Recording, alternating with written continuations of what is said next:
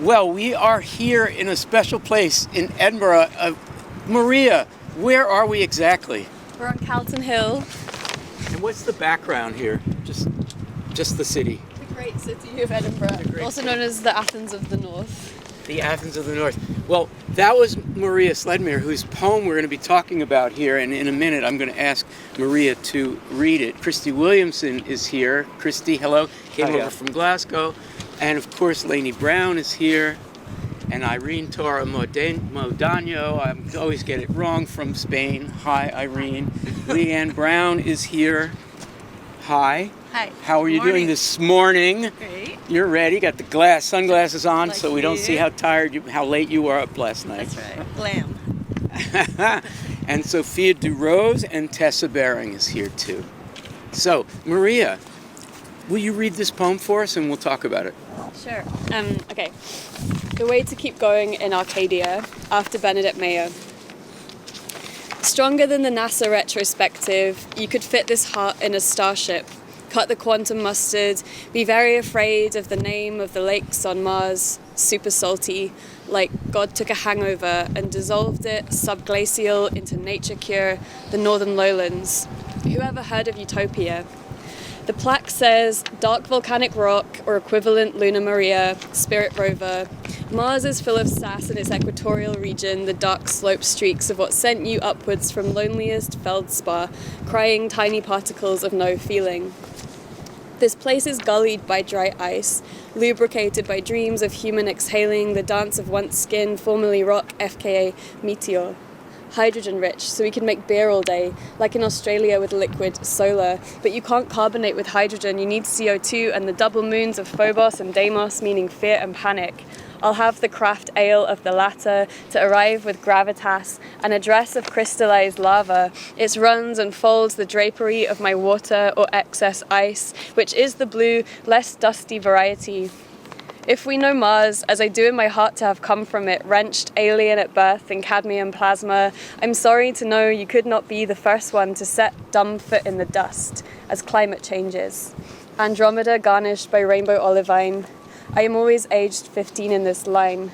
I set my alarm for the morning after the end of all things and a lovelorn song of melodies, permafrost stuck in my throat. Look at all the spooky, beautiful dust at a distance, the horrible phrase esophageal rupture, which has haunted our youth like a plague. It is too much to fit this all inside you, red-pilled by the dream of a father who lit his polyvinyl chloride daughter on fire. But the flames were invisible and her soul caught blue. With hunger, he was our boss. More journeying to the northern lowlands and returning with rarest clays, made of how cold it is and your bones to believe in thinness. I kiss the nape of your frozen brow, interplanetary crockery. We make dust together. Now that it's winter, we'll sleep in the garden, wild upon aprons of lobate debris. During the Amazonian epoch, there are huge error bars as to what time is, hyper-arid and dormant moon, many aeolian processes of the lungs. I want to keep going where everyone has been before like toddlers. You are solar flux and stumbling for the want of milk. The crater is the youngest loss of them all, at war with pubescent masculinity. The sun is boring holes in red rocks. Iron, nickel and sulfur. My pica makes it hard to sleep, eating it until I start floating, but I dust you. My cycles are menstrual or terrestrial, jealous of Jupiter, yet proud of the spidering frost dynamics, tattooed by glacial trauma of ancient dimension, favourable to all mission. Am I yet wanderer of the fever world, blood-sylvan, unprofitable commons, spread on the sunlit lakes below all of this, watching us strange through saddest perspex, said as dust.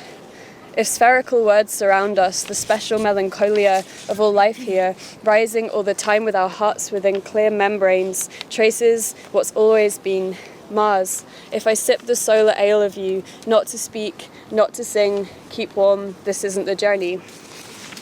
This is a Maria Sledmere poem, start to finish, but I thought it might be good and even fun to in the first round, just pick out the Bernadettean homages and qualities. So who would like to start? Laynie, did you hear a Bernadettean quality? Yes, Okay, so the first is the title, Bernadette's poem, The Way to Keep Going in Antarctica, and this is The Way to Keep Going in Arcadia.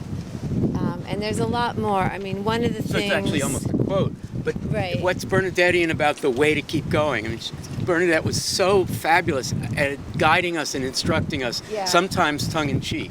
Yeah, I mean, so one of the things is that in Bernadette's poem and this poem, there's this question of how do we deal with fear and anxiety and dread in an unhospitable landscape like Antarctica, where Bernadette always wanted to go and in love with the natural world. And in Maria's poem, I see outer space. I mean, Arcadia has many meanings, but there's Sure. definitely is space Great. here. I'm seeing Leanne's expressions. Yes, I also see how to keep going in writing the poem, because Bernadette is this great generative force, and then this is Maria's answer, and then she actually has her poem is longer than Bernadette's, because in the middle she's like, how to keep going, so she's keeping going in the poem. I don't want to stop yet. I'm going further in the poem. Maria, Bernadettean, I mean, you could go on, right? Because the whole thing. And maybe you can add to your observation your feelings about writing a poem in homage to Bernadette. Yeah, right. There's this phrase that people sometimes say of poets they admire that's like, this person is permission giving, which makes me think about teachers giving you a slip to get out of class or something. But like, I kind of like cliche, that. isn't it? It's a cliche, but I think there's something about the weird breathlessness of trying to follow someone in a hostile landscape and kind of thinking about, like, poetry has always been this ancient way of trying to navigate and always stumbling, and yeah, I think there's something in that, and thinking about the harsh landscapes of Arcadia versus Antarctica. I'll offer a Bernadettean line, then I want to switch gears a little and ask people to find a line or passage in the poem that can be a way into the whole poem. So, because this is a video that won't be able to do a close reading of the entire poem, so it would be good for us to select and guide people toward it. The line I want to point out that actually I was very moved by it, because I didn't know Bernadette quite as well as a couple characters here, but I knew her well enough and spent a lot of time with her and really liked to listen to her. I could listen to her all day. I am always age 15 in this line. It is both the kind of line that Bernadette would write when she's in between thoughts about the next lines, and she will just say what she's thinking about that line. And then there's something so moving about Bernadette just thinking of herself as always 15, kind of an adolescent, proudly, all the time. Okay, Tessa, any thought about a passage or line that you just want to put into the record? And I just find this whole poem just so wonderfully sensual, the images, and it's so immersive. And I think I really love the line, to arrive with gravitas and address of crystallized lava. I just love that combination of the gravitas as a kind of emotion, a kind of way of being in the world, but that address, it's how you appear, what you're putting on the surface. And so that really, and I think this whole poem kind of shifts between feeling and surfaces and objects, and that kind of... Thank you. Christie, you have a line that you want to add? I have a line, yeah. I have a line. The line that jumps out to me is, if we know Mars, as I do in my heart, to have come from it, wrenched alien at birth in cadmium plasma.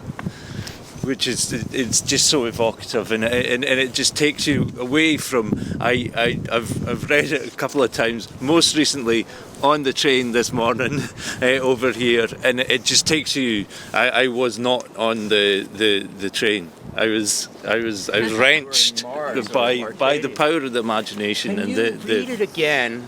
Not too much poet voice. I'm not saying I've never heard you use poet voice. Actually, the other night You have. at the pub, you did. You read Hugh McDermott in a poet voice, but take the poet voice from 10 down to 7. Okay. But I want to put in the record and then have others respond to the extraordinary meter of Maria's Bernadettean verse. It is really saying this is poetry, people, and I'm not apologizing for it.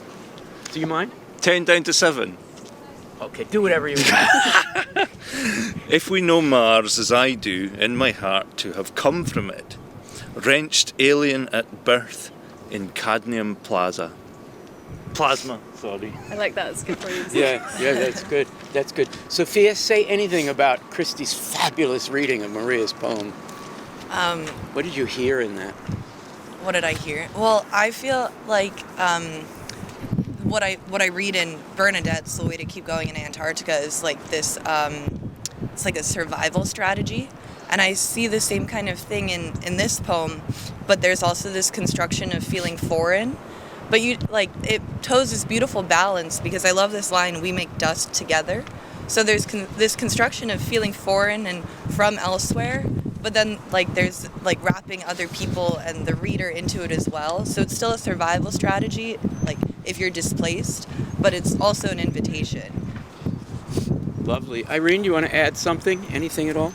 Yes, I like what Sophia just said about the invitation, because the line that stuck with me was like the question, whoever heard of utopia? And I think it's so nice, this somehow sarcastic, but also very naive, but also very hopeful in the end, that brings the reader in there.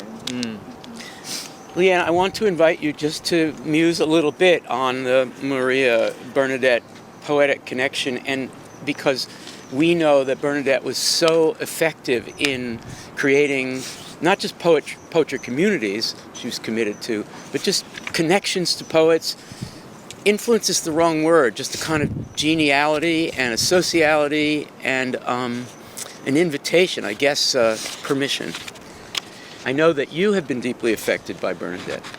Well, one of the things that really jumps out to me about this is the whole outer space metaphors and language, because I just think of Bernadette showing her love for the Science Times and this spooky action from a distance. She has a sonnet that says that, so spooky, beautiful dust at a distance.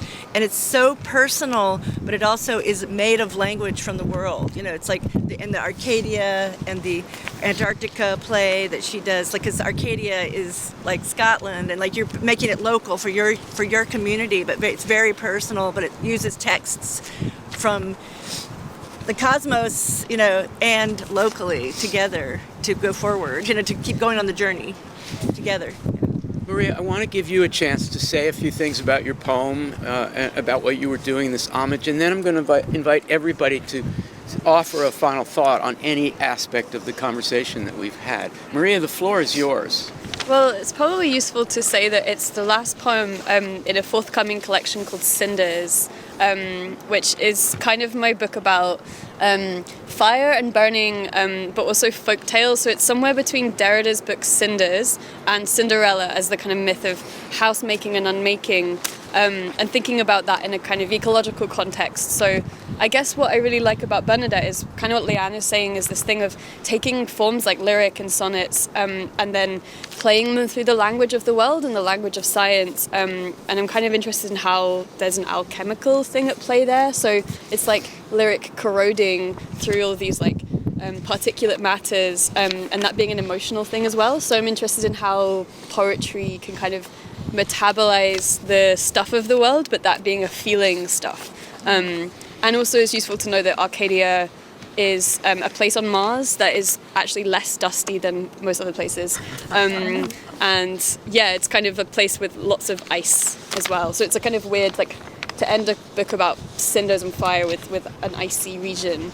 That's probably where the Bernadette homage as well is, thinking about Antarctica and melting ice caps, but then taking it to Mars, because so much of the ideology of dealing with climate change is this kind of Elon Muskian, we'll just move to Mars, no problem. So it's kind of like a satire on that in a way, or a kind of dig at that sort of ideology of the other place as an easy, so it's like both sides of utopia, right? Like the ongoingness and the kind of capitalist one. I love how you use the word dust as a verb, I dust you, that has in it the antithetical sense of dust that you were just talking about. On one hand, I dust you or I dust something means get rid of the dust, because that's what we're meant to do. And on the other hand, I dust you is a kind of blessing of the cinders on the person. It's almost an internment. It's almost a realization that we all go to dust. It's almost a realization that we are far too small to be worried about our individual life. So that becomes for me, this is, I guess, my final word, that becomes for me the moving line. I want to keep going where everyone has been before, like toddlers. That is a sense of a universal human and dust, and you really achieve it. And when I see for the first time in the middle of the second page of this poem, Maria, I stopped thinking of channeling the wonderful late Bernadette Mayer's voice, and I heard you in the I. I realized that you were participating in this conversation, the anti-Elon Musk-ness of it all. Well, that was my final word, and I usually don't go first, so why don't we start with Sophia. Final thoughts, anything you wanted to get into the record here before we all either fall off the cliff into this Athens of Scotland or freeze. Well, I love the context you just provided, and I wrote down, you said lyric corroding through particulate matter. I love that. I think that's, it made me think of like the matter within the poem, but also that we're made of the same matter. So we make dust together, but we are also dust together. And I like this this like shifting scale of these cosmic proportions of Mars and like foreign lands and a place to escape to, but it's also all within us too. Like it's all small and inside us as well, which is both comforting and terrifying to me, but it adds a layer of my understanding of the poem. I'm going to challenge the sound guy and turn to Tessa now because we have to go all the way down to the end. Yeah, I mean, I've just really been enjoying just all the rhythms of it. I think there's just some beautiful, like this one, the returning with rarest clays, made of how cold it is in your bones to believe in thinness. I mean, it's just so song-like, and just the form of it, the way it is like a song. And then the little things like I like words like crockery and aprons, which have this nice domesticity, which reminds me of Bernadette Mayer as well, and that how we can slide between banging the microphone, the cliffs and the icebergs, and then crockery, and it's just. But no, I mean, it's the first time I've encountered this poem, so I'm overwhelmed with just how it flows and stumbles. Thank you, Tessa. We're going to go to Christie. Final thought? Final thought, just so impressive, like the way the rhythms kind of tumble on, and the imagery tumbles with it, and that the contrast to like the fire and the ice and the Martianness of it is amazing. Thank you. Wonderful. Let's turn to Irene for a final thought. Can I get a final thought? You will. Yes, I really love the ending, this conclusive, non-conclusive, this isn't the journey, because I feel like there's a question in there, like, so what's the journey then? And I think it's like an invitation to keep going, and to keep going with you and with Bernadette, and it kind of feels like an ongoing poem. Lovely. Leanne Browne, final thought? Well, the line that Mars, if I sip the solar ale of you, that reminds me of the Bernadette ending, like if I pour beer over my head, and like there's this great. I keep seeing more reverberances with Bernadette's poem, and the thing about like look at very small things with your eyes that she has in her poem, and to keep warm, and the keep warm comes back. But the looking at small things with her eyes seems like the language to me, because it's very cosmic, it's very large. Lovely. Laynie Browne. I love this poem so much. I wanted to chose note. I know I could talk about it all day. I wanted to note a couple other Bernadette-esque things, and one of them is Utopia, which Irene mentioned. So that's a reference to Bernadette's book Utopia. And we also have beer making, which is a big deal in a lot of Bernadette's work. So one way to keep going is the writing. Another is the pleasure of food and drink. Another is the natural world and the scientific language. And probably one of the strongest impulses in her work is the erotics and the love. So when I get to the sun, I kiss the nape of your frozen brow. In our planetary crockery, we make dust together now that it's winter. We'll sleep in the garden wild upon aprons of low-bait debris. So there's this mysterious love poem in the heart of the poem. We don't know who is the lover being addressed, but we do know that even if it's freezing cold and there's no clothes and there's nothing to lie on, we're going to undress in the garden on the leaves and celebrate. So that's very Bernadettean. Maria Sledmere, we're so happy to have gather here with you and to celebrate this poem. Would you please take a final thought A final thought. on your own work? I guess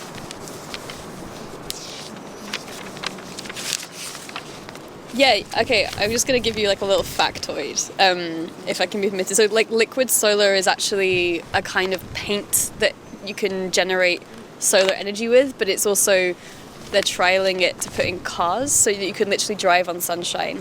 I don't know how I feel about that as a sort of infrastructural solution, but I love the poetics of driving on sunshine. That is lovely. Thank you, Maria, for the poem and for this conversation. And for the record, we didn't say when we're recording this, and it doesn't matter because we want this to live on, but it's for us not really that long after the passing of Bernadette. So it is wonderful to stand here, far away from Bernadette's home, and for some of us, our home, to talk about this great person and to marvel in the effect that she has had on poets here. So thank you all for participating.